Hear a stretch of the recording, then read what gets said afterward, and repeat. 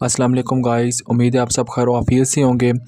आज की वीडियो में हम देखने जा रहे हैं कि आपका मिड टर्म का पेपर पैटर्न कैसा है और किस तरह के आपके क्वेश्चन आने हैं और कौन से सब्जेक्ट आपके सब्जेक्टिव बेस एग्जाम्स हो रहे हैं, लाइक ऑब्जेक्टिव भी साथ इंक्लूड होते हैं, और कौन से सब्जेक्ट ऐसे हैं जिनके सिर्फ ऑब्जेक्टिव बेस होते हैं। और वीडियो स्टार्ट करते हैं। वीडियो स्टार्ट करने से पहले मैं आपको नोटिफाई कर दूँ, अगर आप विजू गेटवे का ऑफिशियल व्हाट्सएप ग्रुप ज्वाइन करना चाहते हैं तो डिस्क्रिप्शन में मैं लिंक अटैच कर दिया है, as well as WhatsApp number भी है। अगर आपको कोई असिस्टेंट रिक्वायर हो तो आप कॉन्टैक्ट कर सकते हैं और मेरा कॉन्टैक्ट नंबर है 0305586896।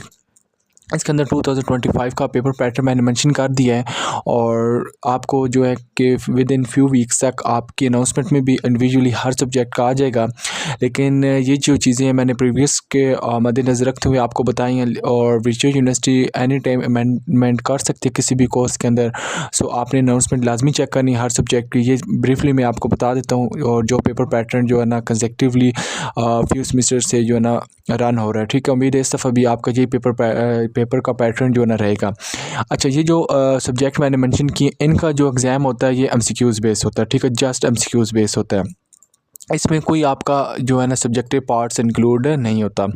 ये मिड टर्म का भी है और फाइनल का भी इसी तरह ही होता है। लेकिन मैंने आपको बताया कि अनाउंसमेंट जब आपकी आएगी तो आपने तब जो है ना इसको 100% श्योर करना है। लेकिन ये मैं प्रीवियस के अकॉर्डिंग 99% आई एम श्योर हूँ कि इसी तरह रहेगा, लेकिन किसी टाइम भी अमेंडमेंट हो सकती है। अच्छा, इसमें आपने देखना है कि CS 101 जो सब्जेक्ट है, इस्लामिक स्टडी 2012 है, पाक 301, इंग्लिश 101 है, MGT 211, sociology 101, MGT 503, MGT 301, psychology 101, bio 101, eco 401 and CS 001। ये ऐसे सब्जेक्ट हैं जिनका अब जस्ट MCQs बेस एग्ज़ाम होता है। इसमें लाइक ऑब्जेक्टिव टाइप होता है, इसमें question answer like subjective exam इसका जो है ना एक्सक्लूड कर दिया गया। ठीक है, ये आपका टाइप नंबर 1 मैंने आपको बताई है। ठीक है, अब हम देखते हैं कि आपके कौन से सब्जेक्ट होते हैं जिनका subjective plus subjective board type का एग्ज़ाम होता है। इन सब्जेक्ट के अलावा आपके अदर जितने भी सब्जेक्ट्स होंगे वो उनका जो एग्ज़ाम होता है वो सब्जेक्टिव प्लस सब्जेक्टिव टाइप होता है। ठीक है, टाइप नंबर 2 में मैंने ये चीज़ें मेंशन की हैं कि आपके इसके अलावा जितने भी सब्जेक्ट होते हैं उन सब का सब्जेक्टिव प्लस सब्जेक्टिव जो ना टाइप एग्ज़ाम होता है।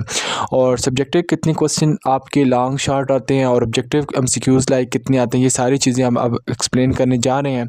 सो हम इसमें चेक करते हैं। ये देख, फर्स्ट ऑफ ऑल मैं आपको बता दूं टाइप नंबर 1 की इनका जो पेपर है आपका MCQs बेस होना है, उसमें आपके जो है ना 50 मार्क्स के जस्ट MCQs आएंगे। ठीक है, और उन 50 मार्क्स में से आपने 14 MCQs अटैम्प्ट करने होते हैं। बेस्ट जो 14 MCQs होते हैं वो अटैम्प्ट करने होते हैं, 10 आपके चॉइस पे होते हैं। ठीक है, लेकिन मैं आपको एक सजेशन पास आउट कर दूँ, आपने 50 के 50 MCQs आपने जो है ना सिलेक्ट करने हैं। लाइक वहाँ पे आपने सबमिशन करके आने, ये नहीं है कि 10 आपने छोड़ के आने हैं, क्योंकि आपके फर्स्ट 14 जो कंसिडर होने उनमें से अगर कोई आपका रॉन्ग होता है और जो आपके एक्स्ट्रा 10 होंगे ना उनमें से कोई सही होता है तो वो वाले जो है ना आपके फर्स्ट 40 में जो गलत होगा उनके अंदर ऐड हो जाएंगे। इसलिए आपने क्या करना है, 50 के 50 आपने जो है ना अपने करके आने। इसमें जो होता है एक्स्ट्रा जब करेंगे आपके प्रीवियस जो लिमिटेशन जो है उनमें कोई गलत होता है तो एक्स्ट्रा वाले उसके अंदर काउंट हो जाएंगे और गलत वाले उसमें से जो है ना एक्सक्लूड हो जाएंगे।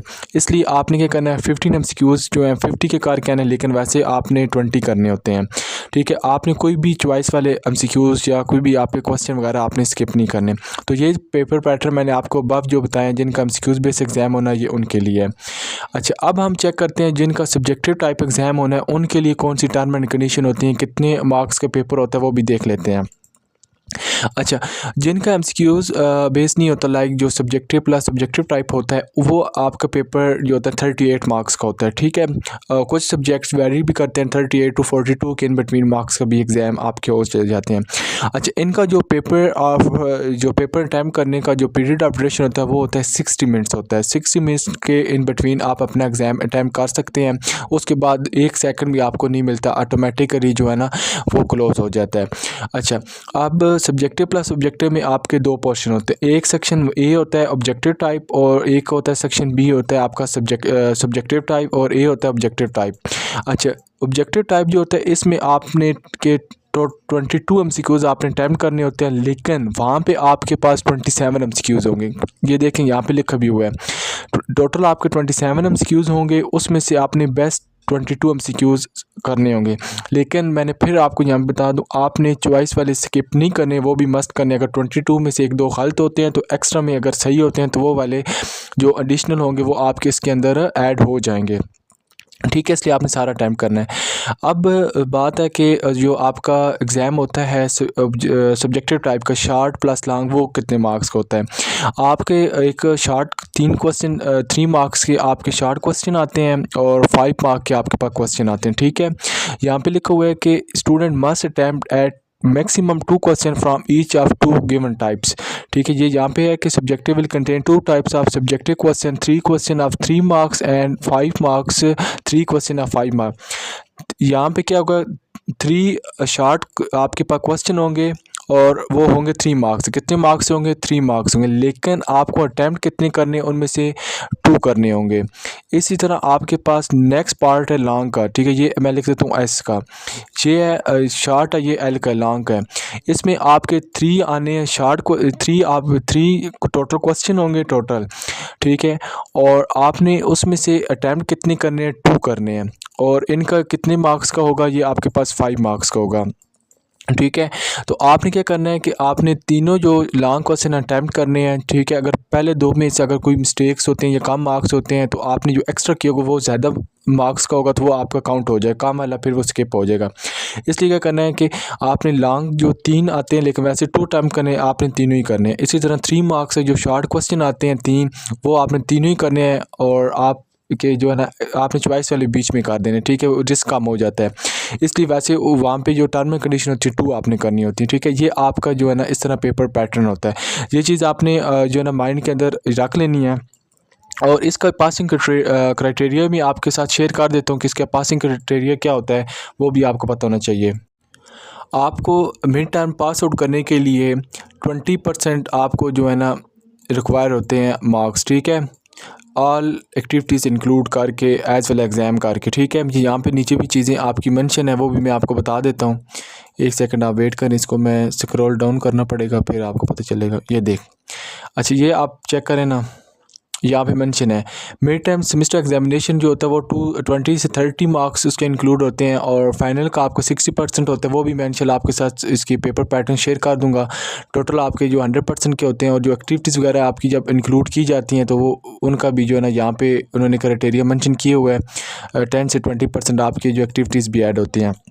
लेकिन जो फाइनल टर्म होता है ना, सॉरी मिड टर्म जो होता है, वो उसको पास आउट करने के लिए आपको 20% जस्ट मार्क्स चाहिए होते हैं। आप 20 का मतलब ये नहीं आपने 20 पे ही रहना है, आपने ज़्यादा मार्क्स गेन करें ताकि फ़ाइनल में आप मेहनत करके अच्छे ग्रेड ले सके फ़ाइनल में भी, ठीक है।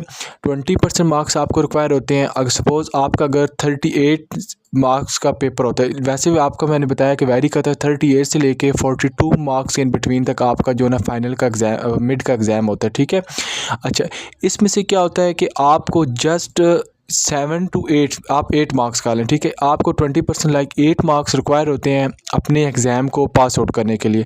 अगर आपके 38 में से 8 मार्क्स नहीं आते, इससे लेस होते हैं, देन आप फाइनल के एलिजिबल नहीं होंगे, आप डेट शीट नहीं बना सकते, ठीक है। फिर आपका ये कोर्स ऑटोमेटिकली फेल हो जाएगा। देन आपको अगेन अगले सेमेस्टर में जाके ये रख के आपको जो है ना अगेन स्टडी करना पड़ेगा, ठीक है। ये स्टडी स्कीम मैंने आपके साथ शेयर किया, ये आपने मस्ट माइंड में रखनी है कि मिड टर्म में आपने कम से कम उस कोर्स को फाइनल के लिए एलिजिबल बनाने के लिए आपको 8 मार्क्स रिक्वायर होते हैं। अच्छा, अगर आप मिड टर्म में अच्छे मार्क्स ले लेते हैं और फाइनल में भी आप अच्छे मार्क्स ले लेते हैं तो इंशाल्लाह आपके ग्रेड अच्छे आ जाते हैं, ठीक है। अगर मिड टर्म आपके अच्छे सही से नहीं होंगे, फाइनल में आपको जाकर ज़्यादा स्ट्रगल करनी पड़ेगी उस कोर्स को पास आउट करने के। इसलिए आपने अभी भी मेहनत करनी है। जहाँ से आपको समझ नहीं आती, जिस सब्जेक्ट की नहीं आती, आपको फ़ाइल चाहिए, आप फील फ्री व्हाट्सएप पे कांटेक्ट कर सकते हैं। एज़ वेल एज़ मेरा वहाँ पे ऑफिशियल व्हाट्सएप ग्रुप भी है, आप वहाँ से भी ज्वाइन कर सकते हैं। आपको इंशाल्लाह अपडेट मिलेंगी, as well as assignment, quiz, GDB notes, सब कुछ आपको जो है ना वहाँ पे प्रोवाइड किया जाएगा, ठीक है।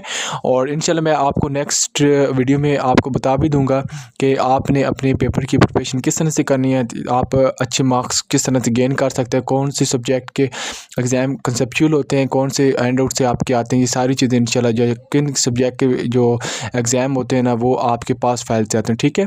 और इंशाल्लाह आप से नेक्स्ट वीडियो में मिलते हैं। उम्मीद है कि आपको ये वीडियो पसंद आएगी। वीडियो अगर आपको पसंद आए तो अपने दोस्तों के साथ लाजमी शेयर करिएगा। Thank you so much guys for watching my video.